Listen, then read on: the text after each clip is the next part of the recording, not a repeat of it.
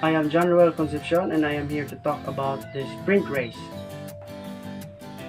Sprinting is running over a short distance at the top most speed of the body in a limited period of time. It is used in many sports that incorporate running, typically as a way of quickly reaching a target or a goal, or avoiding or catching an opponent. What to prepare before you start sprinting? Before you start sprinting, proper attire should be used in order for you to feel comfortable when you start sprinting. So what to wear before sprinting? First is the uniform. You need a uniform to compete. If you are an athlete who has multiple uniforms, like distance runners who wears a standard jersey, also in sprint relays, athletes wear a unique uniform called speed suits. You need to keep track of your uniforms and what to wear on that day. Warm-ups or sweats. This is another essential item. Regardless of the weather, you should always bring with you your warm-ups. Warm-ups allows you to raise your core body temperature, effectively stretch your muscles, and keep you warm before your event. Next is running shoes. Whatever shoes you usually wear for warming up and doing drills, you should keep those around with you. You want to be able to keep the same warm-up routines as you would in the average day of practice. Fluids or water. Be sure to keep some water or fluids with you to stay hydrated and replenish as many as you need. Sprinters only need a vest and shorts and a pair of spikes for racing. In addition to this, some warm clothing such as sweatshirts or tracksuits are needed for warming up. What are the equipments used in sprinting race? Equipments are used to perform a sprinting event in track and field. Let's start with the first equipment, the starting blocks.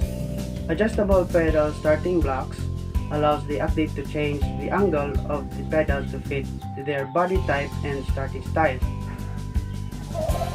Fixed angle starting blocks allow for adjustments back and forth on the pedal only and are best for beginners. Next are the batons. Batons are for track athletes, especially sprint athletes who run in relay events, and batons are usually made of aluminum, but you can buy plastic ones. Batons were first implemented in 1893 for track users. Now let's point out the difference of 100-meter sprint, 200-meter sprint, and 400-meter sprint. Sprints are track events that require pure speed and power, as well as powerful leg muscles to provide fast acceleration. There are three different types of sprint events. These are the 100 meters, 200 meters, and 400 meters sprint. First is the 100 meter sprint race. The 100 meter sprint race is the shortest outdoor sprint race distance in athletics. During the 100 meter sprint, sprinters usually reach top speed between 50 to 60 meters into the race, and then slow progressively towards the finish line. The primary focus of training for the 100 meter sprint is maintaining top speed for as long as possible. The start is set on an extension to make it a straight line race. The 200 meter sprint race places more emphasis on speed endurance rather than shorter sprint distance, as athletes rely on different energy systems during the longer sprint. The race begins on the curve and ends on the home straight, so combination of techniques are required to successfully run the race. The 400 meter sprint race is considered the most difficult event because of the qualities necessary to excel on it. Maximum sprint speed capability is a significant contributing factor to success, but the 400 meter athlete also requires substantial speed endurance to sustain a fast speed over a whole lap on a standard outdoor running track. The 400 meter is exactly one lap around the track, and runners start in the staggered positions and race in separate lanes for the entire course. When to start sprinting? Sprints are short distance races, so getting a good start is crucial and can make the difference between first and second place. So it is important to practice your takeoff when running sprints.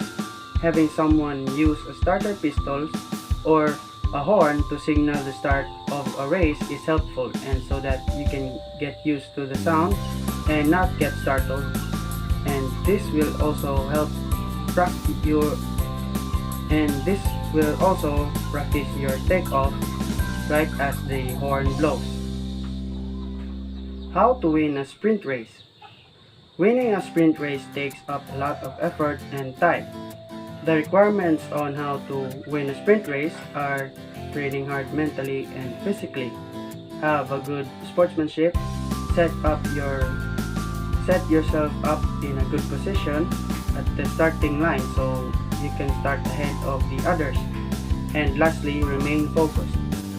These are the rules and regulations in sprinting. The good thing about sprint race is that the rules are very straightforward and very basic, starting with the false start rule. Generally speaking, depending on the meet that you go to, you are allowed one false start. Rules have changed over the years when it doesn't allow you any false starts. If you false start once, then you are disqualified. Make sure you are starting your race after the official gun sound. For sprinters, with the exceptions of relays, you are to stay at your lane at all times. 1 foot outside of your lane can get you disqualified. Sprinting is a non-contact sport. Touching or interfering with another runner in any way or in any form can result in your disqualification as well.